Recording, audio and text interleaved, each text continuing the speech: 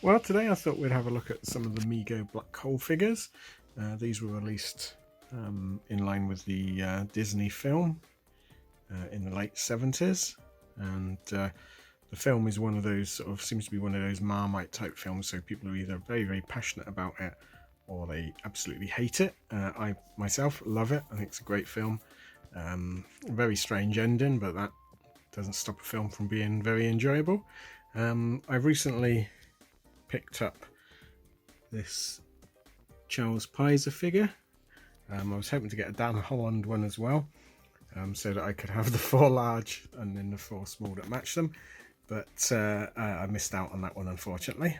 But yeah, Mego produced a range of 12-inch figures, and they also produced a range of 3 3/4-inch figures. The 3 3/4-inch figures were probably the most advanced figures available at the time.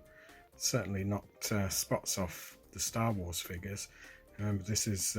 These were based on the sort of Micronaut body type, so they're really, really posable. Whereas the Star Wars figures had basically leg joint, shoulder joint, head joint, these ones had ball joints in the arms, movable waist, ball joint legs, knee joints. I mean, you can get them into any position. I remember when I first saw these figures, I was blown away by them. I just couldn't believe it. And at the time, the faces were some of the best sculpts he had seen. It's weird to think back now where the Megos were generally considered to be sort of photorealistic sort of sculpts. Now there's, the technology has moved on a bit, but at the time they were the bee's knees. I remember the first figure I ever got, it's not this one, this is a replacement one, was Alex Durant, played by the late great Anthony Perkins, and I loved this figure. I thought it was just magical. Used it for everything, played in all my figure games. This one, weirdly, someone's carved away some of the hand, I think to make it hold a gun or something. You see, if we compare it to the normal hand, that was the only drawback on these figures, I think, is because they're very, very hard, brittle plastic. Usually as soon as you try putting, say, a Star Wars gun in the hands, it would snap the thumb off like that. So finding these figures loose with intact thumbs is quite rare. You'll end up paying a little bit more for that. The other interesting fact is the colour schemes they went for. So let's have a look at, say, Alex Durant, the 12-inch figure, versus Alex, the 3 3/4 figure. You can see the different colours they went for. So light greys, light powder blue, browns, dark greys, powder blue. Harry was the same. So 12-inch Harry, all browns like in the film. 3 3/4-inch Harry, sort of dark greenish grey. And the face sculpt on Harry Booth is superb. That is such a good likeness for Ernest Borgnine. I mean, it is strange that they thought kids would want to play with an Ernest Borgnine figure, but I mean, look at that. That's a great sculpt as well. We'll look at the large figure in a second, but yeah, so it was interesting the colour choices they made. Yeah, on the 3 3/4-inch figures, there were 9 basic figures, plus 3 super rare figures. So the 9 basics were Dan and Charlie Pizer, so Dan Holland, which I haven't got the figure, small figure. Charlie Pizer, you had Dr. Reinhardt, Alex Durant, Harry Booth, there was a Kate McRae, there was Vincent, and there was also Maximilian the Robot. The robots are really hard to get hold of now. Pay a fortune for these, mad.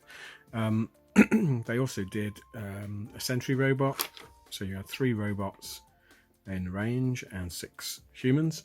And then they also did, I think in Italy, Harberts in Italy did the Gig, I think they did the Sentry, the Star, who was the black Sentry robot, the leader of the the Cygnus robots. You had the humanoid, which was the converted crew, and then you also had an old Bob.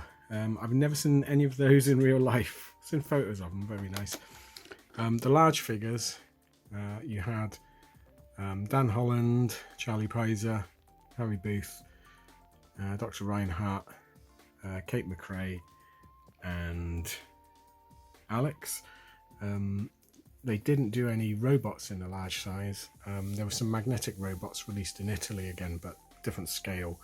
The NPC robot kits were pretty much the same scale as these 12 inches, so they went really well together.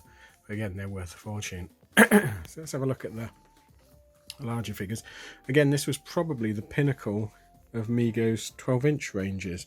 So the clothing is just really nicely done.